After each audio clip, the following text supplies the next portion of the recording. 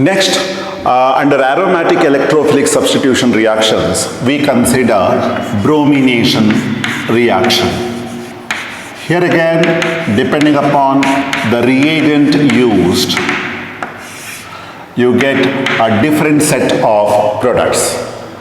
In the first case, I am going to use phenol with bromine used in low polarity solvent. Low polarity solvent like carbon disulfide, carbon tetrachloride, etc. So I'll start from 2 moles of phenol. This time I'm going to use bromine, Br2. I told you low polarity solvents I'm going to make use of. I'll use either carbon disulfide or carbon tetrachloride as the solvent. We go for low temperature. When I say low temperature, I'll go for 273 Kelvin. Now, bromination takes place at ortho and para position. So products obtained would be, first I'll write para product, because para product is always formed in excess, being thermodynamically more stable. Then the other one will be ortho isomer. It is a OH, and here we will have Br. In addition to that, we get 2 moles of HBr. Here, write down the name of the product. It is para-bromophenol. IUPAC name is 4-bromophenol, and this is ortho-bromophenol. IUPAC name is 2-bromophenol. So in this case, the conditions are important. We have to make use of low polarity solvent like CS2 or CCl4, and temperature has to be 273 Kelvin. We get a mixture of ortho-bromophenol and para-bromophenol. On the other hand, if I make use of bromine in polar solvents like water, I am going to consider bromine water, and I will carry out the reaction at room temperature. What happens is polybromination. How do we represent the reaction? I'll start from phenol. I'll make use of 3 moles of bromine. Bromine water I'm going to make use of. Now, polybromination at 2 ortho and 1 para position.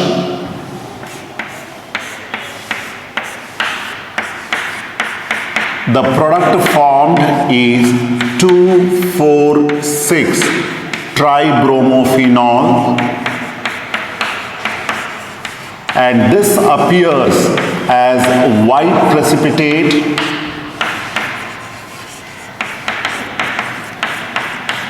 and along with this we get 3 moles of HBr. In other words, when phenol is treated with bromine water at room temperature, we get a white precipitate of 2,4,6 tribromophenol. Along with that, HBr is formed. This can be a test for phenol. This is example 11.5, where we are supposed to write the structure of the major product formed in the reactions mentioned. I'll first go with mononitration of 3-methyl phenol. You know the structure of 3-methyl phenol.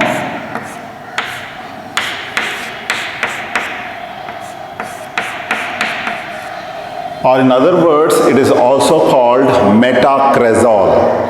Methyl phenols are called cresols. So 3-methyl phenol is nothing but metacresol. I want to subject this to mononitration. When we talk about mononitration, let us just concentrate on the directive influence of the groups that are present. So phenolic OH group, if you consider, it is an ortho and para directing. So where can we have nitration taking place? So I can have it over here, I can have it over here, or I can have it over here. I repeat, phenolic OH is ortho and para directing. That's why I can have nitration taking place at these two ortho positions I can have, or on para position I can have. Now let us just look at CH3 group. CH3 group is again ortho and para directing. So with reference to this CH3, these two positions are ortho and this position is para. So if you talk about the product obtained by mononitration, I can get two different products. So what are the two different products? I can have OH group over here, I can have NO2 group introduced over here. So with reference to this OH, I can also have NO2 group present over here. And can we have NO2 group over here? Possible, but to a very, very less extent. It is because of the steric crowding caused by OH and CH3. That's why when I go for mononitration, what are the products that I can get?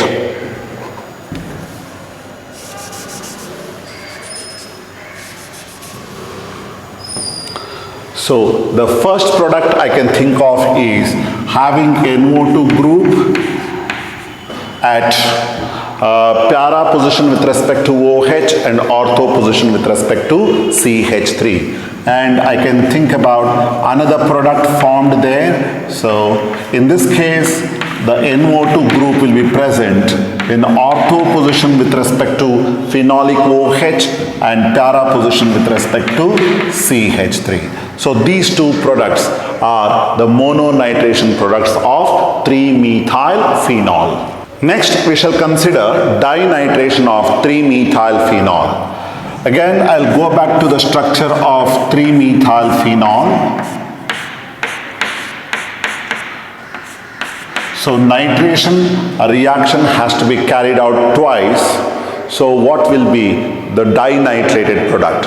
As I already told you, nitration can take place at these two positions. So when I say dinitro product, one NO2 group will be present at para position, another NO2 group will be present over here. So this will be the product obtained when 3-methyl phenol is subjected to dinitration. Let's move over to the last one. It's a mononitration of phenyl methanoate. So when you say phenyl methanoate, the structure we must be able to write that of phenyl methanoate. It's a HCOO, and thereafter I will have a phenyl group. So this is the structure of phenyl methanoate. This is the ester of methanoic acid or formic acid. Now, if you just look at this particular molecule, now I want to go for mononitration. You should know the directive influence of this particular group, the OCOH group.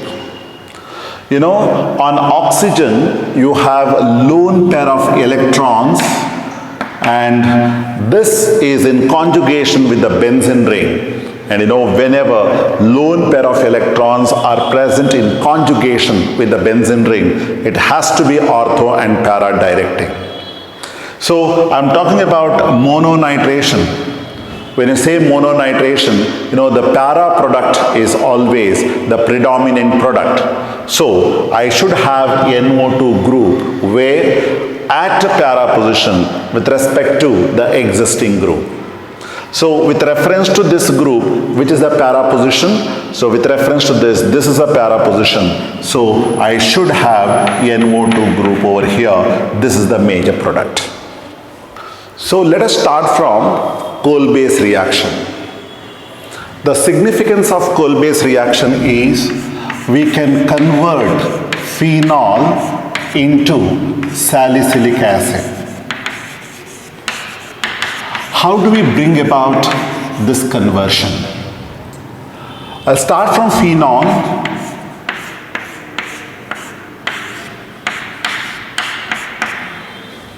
I'll treat it with a base, sodium hydroxide. We know phenol is acidic, sodium hydroxide is a base, neutralization reaction has to take place, a molecule of water will be removed, and what we get is a salt of phenol, and salt of phenol is called sodium phenoxide.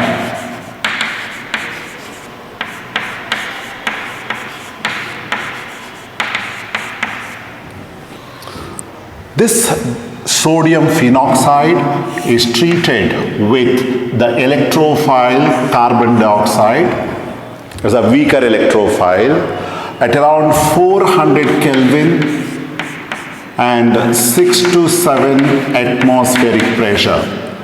400 Kelvin, 6 to 7 atmospheric pressure. So what happens now is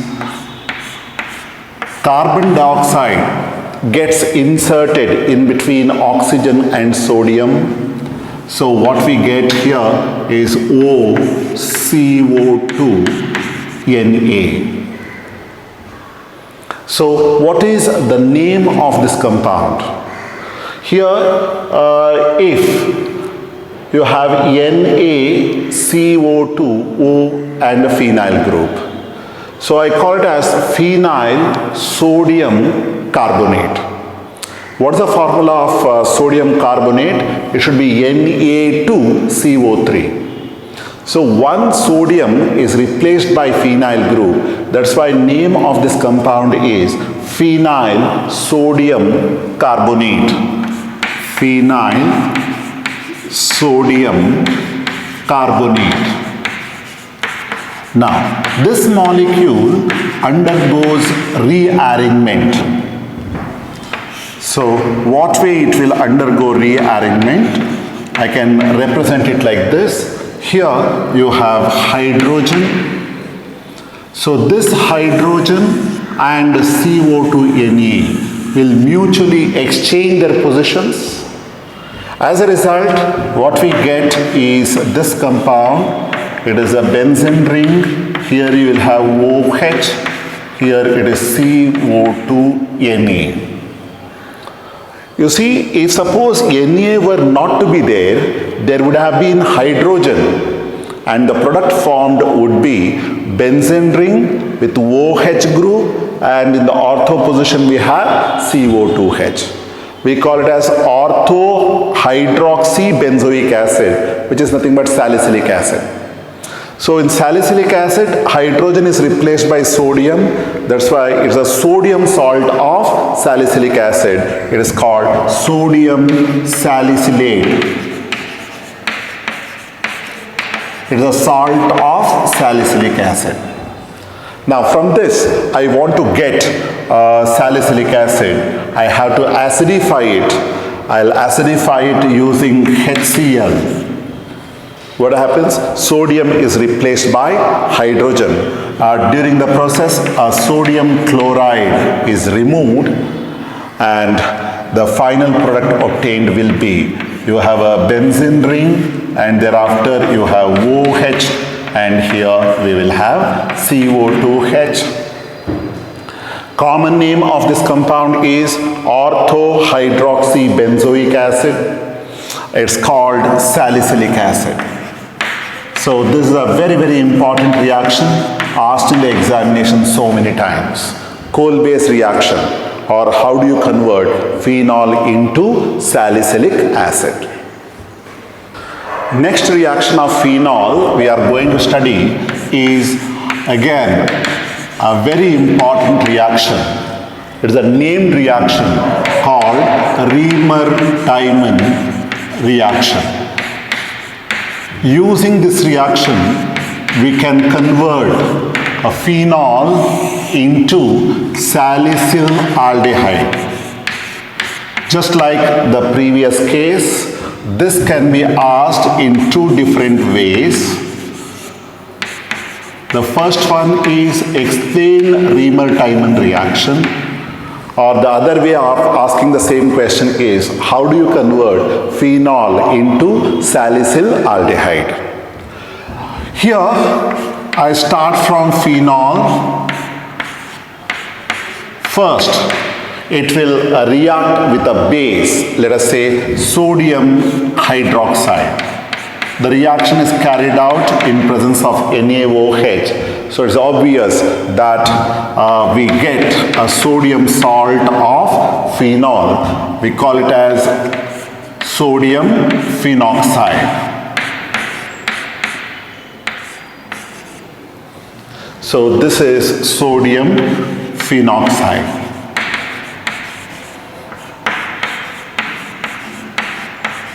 In the ortho position, I show hydrogen, and this will react with chloroform.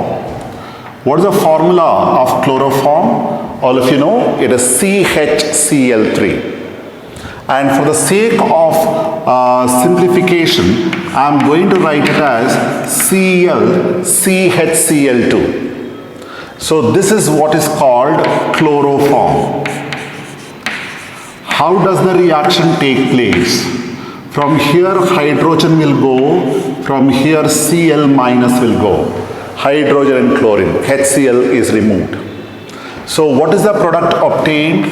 You have a benzene ring and ONA, and here you have CHCl2.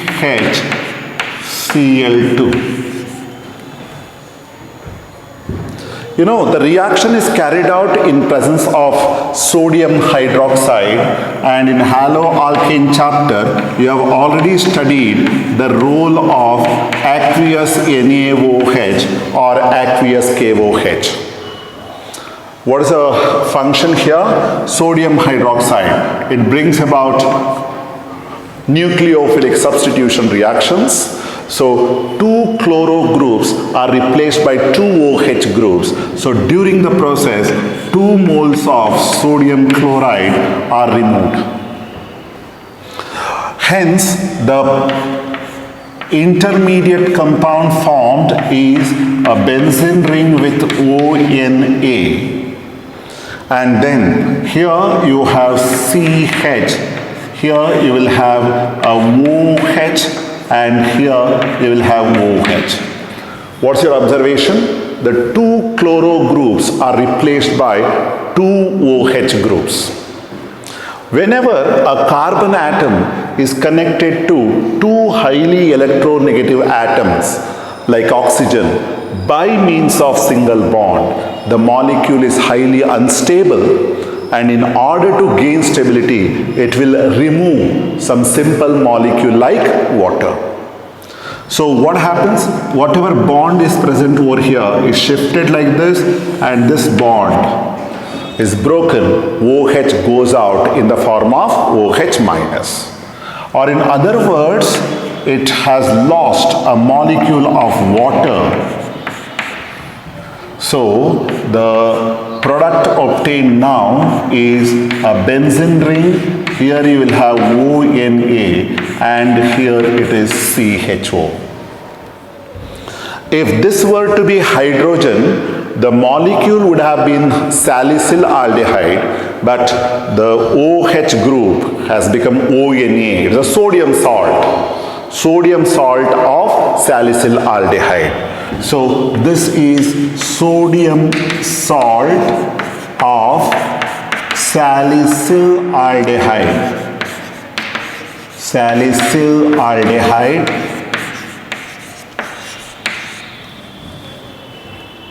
Right? Next, I want to convert this into salicyl aldehyde. For that, I have to replace this sodium by hydrogen. That is done by acidification reaction. I'll treat it with HCl, acidification. So sodium and chlorine will go in the form of NaCl. So what is the product obtained? Product obtained would be benzene ring. Here we will have OH, and it is CHO. So what is the product obtained? It is called salicyl aldehyde. So this is about Riemer-Tiemann reaction. We can modify this reaction slightly. What I do, instead of using chloroform, say I use carbon tetrachloride, CCl4, if I make use of, the final product would be salicylic acid instead of salicyl aldehyde. I repeat, when I make use of chloroform, the final product is salicyl aldehyde, and it can be shown that when chloroform is replaced by CCl4, the final product obtained will be salicylic acid. In fact, writing the equation for the reaction is not required. The concept gets repeated. So if you observe it closely, what would happen when you make use of carbon tetrachloride? This hydrogen will not be there. It is CCl4. So when you say CCl4, what you would have got here? Here it is a C. This hydrogen will also be replaced by chloro group, CCl3. Correct? So here, how many moles of aqueous NaOH I will make use of? 3 moles of aqueous NaOH. So here I would have got COH, OH, and this also would have been OH. It would have eliminated a molecule of water. So what would you get? Instead of getting CHO, you would have got COOH. So this is the way the reaction proceeds. But the equation will not be asked in the board examination. It is sufficient if you know that when chloroform is replaced by CCl4 in Reamer-Tiemann reaction, the final product obtained is salicylic acid. Next reaction we are going to consider is reaction with zinc dust. This is an important question in the examination. Reaction with zinc dust.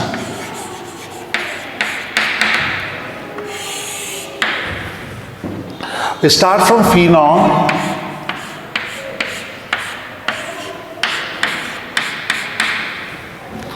I'll subject phenol to dry distillation in presence of zinc dust.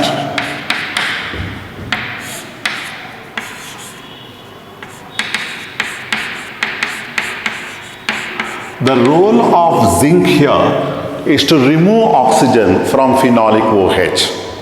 So what should be the byproduct? Byproduct should be ZnO. Now, once this oxygen is removed, hydrogen gets added to this carbon atom. The product obtained is benzene.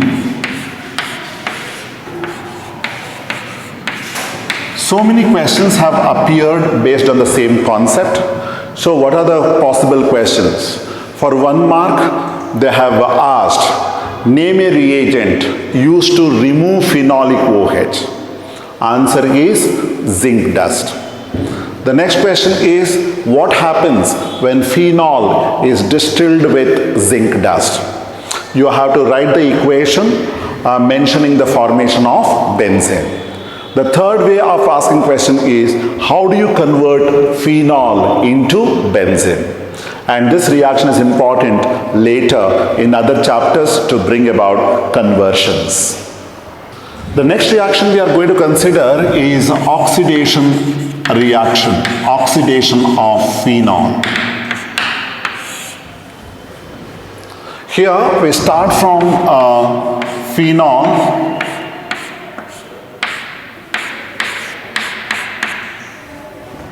I am going to subject it to oxidation using chromic acid. So chromic acid, I told you, the formula is H2CrO4. And how do we prepare H2CrO4? We'll consider the mixture of sodium dichromate with concentrated sulfuric acid. Phenol undergoes oxidation and it gives you conjugated diketone.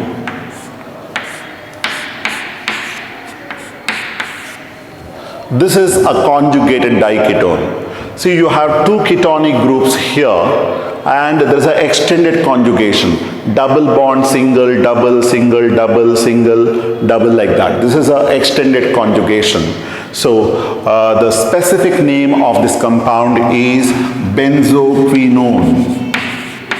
It is called benzoquinone, and this belongs to a conjugated diketone. So when phenol is oxidized using chromic acid, using a mixture of sodium dichromate and concentrated sulfuric acid, we'll get benzoquinone. This is again an important reaction for 1 mark in the examination. So if you consider the physical property of phenol, you know it is a colorless solid, crystalline solid. On exposure to air, it turns red. What is the reason for that? Phenol on exposure to air undergoes air oxidation, giving you a pink colored substance called phenoquinone. So this phenoquinone is a pink colored solid. What is the formula of phenoquinone? It is C6H4O2. That is nothing but benzoquinone in association with 2 molecules of phenol, 2 moles of C6H5OH. So this is an important in-text question. I am going to subject 1 methyl cyclohexanol to acid catalyzed dehydration. I have to guess, I have to obtain the major product. So how to do that? First, we'll start from the structure of given alcohol.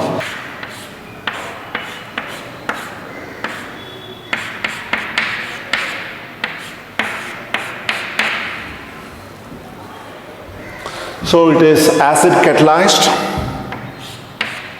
in presence of H+. You know the mechanism of dehydration reaction. In the first step, there is a protonation of OH group. So we will get this species. It is CH3 over here, and it is OH2. On oxygen, there should be positive charge.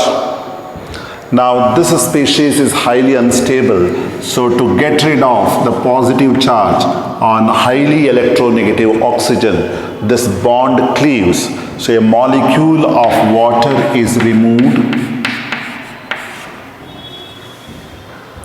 Now we will end up with a carbocation. So we have a CH3 group here. So whenever this bond is shifted, this carbon atom is losing its electron over here. Since it loses 1 electron, what should be the charge over this carbon atom? It has to be positive. Now, what type of carbocation we have come across here? So this is a tertiary carbocation. Now this tertiary carbocation will lose a proton. It can lose a proton. There are 2 ways of losing proton. Possibility 1, you have a hydrogen over here, right? So this particular hydrogen can go out, shifting the bond this way. Right? So here this is according to the first mode. So if it happens like this, what is the major product that you have to get? So here you have a CH3 and you get a double bond over here. On the other hand, the loss of proton can also happen this way. You have CH3, which can be written as CH2 single bond H. So if this bond gets shifted here, right, this is a mode B. So what should be the structure of the final product that you get? It is a ring system like this, and here you have a double bond CH2. So, in this case, the double bond is present within the ring system. Here it is present outside the ring system. So, this is what is called endocyclic double bond. This is an exocyclic double bond. And endocyclic double bond is always more stable compared to exocyclic. It's because of that, the product obtained by A will be the major product. This has to be the minor product. So this product is obtained from A, whereas this product is obtained from B. Similarly, we shall consider acid catalyzed dehydration of one more alcohol.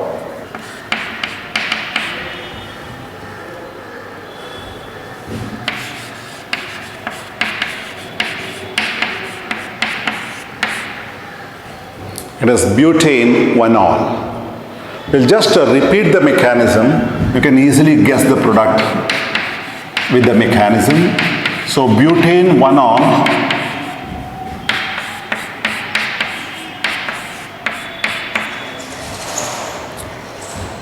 is this molecule. So as usual, in step number 1, it is a protonation. We get protonated alcohol.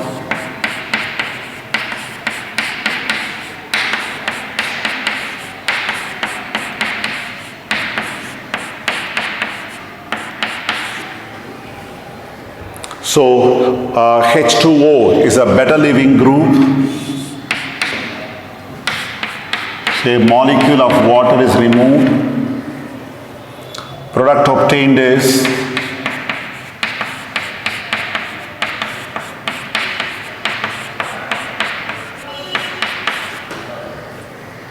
N-butyl carbocation. Here, the positive charge is present on a carbon atom carrying 2 hydrogens. That is why this is a primary carbocation.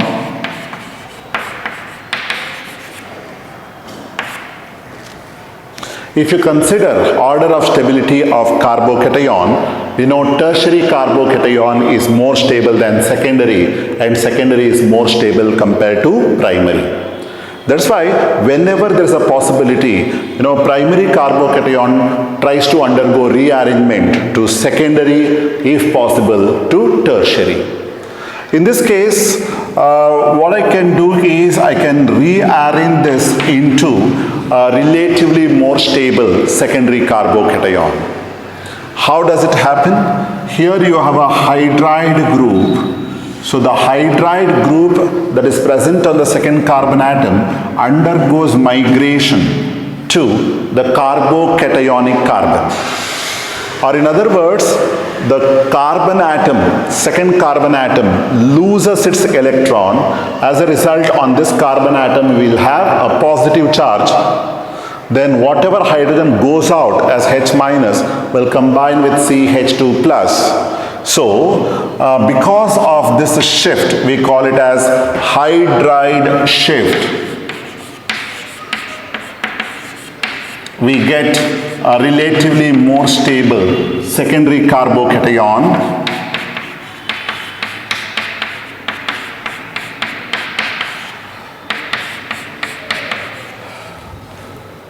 So this is a secondary carbocation. Now, secondary carbocation can lose a proton now.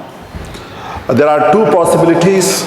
Proton can be lost from this alpha carbon, this is alpha, or it can be lost from this alpha carbon. So, if it is lost from this alpha carbon, the product obtained will be CH3, CH double bond CH, CH3. On the other hand, if hydrogen is lost from this alpha carbon atom, we get CH3, CH2, CH double bond CH2. Or in other words, this is 2 butene and this is 1 butene. And already you know that highly substituted alkenes are more stable. That's why out of these 2 alkenes, which one will be formed as a major product? The one which is highly substituted or in other words, it is 2-butene. So this has to be the major product. On the other hand, 1-butene being less stable is the minor product.